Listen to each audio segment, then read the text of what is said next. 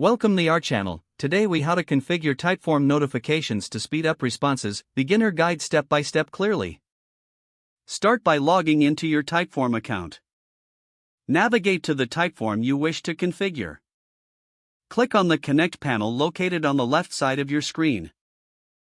Look for the Notifications section within the panel. Select Add a notification to begin setting up your notifications.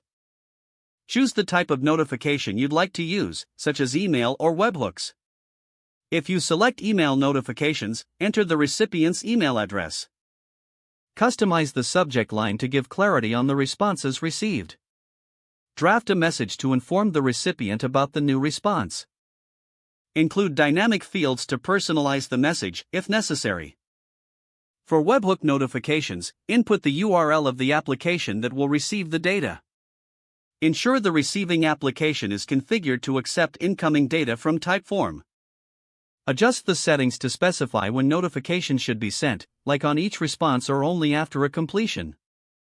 Review all your settings carefully to avoid any mistakes. Click the Save button to activate your notification setup. Test the configuration by submitting a sample response to your Typeform. Check the specified email or application to confirm receipt of the notification. Make any necessary adjustments based on your testing feedback. You're now set up to receive notifications and speed up your response times. If the page does not load, refresh the browser or try again in a private or incognito window.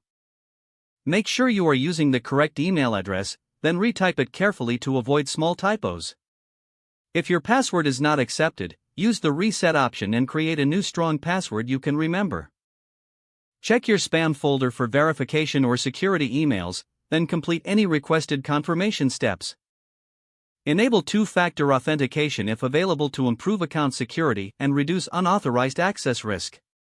After signing in, review your profile details so your contact information and settings are accurate and current.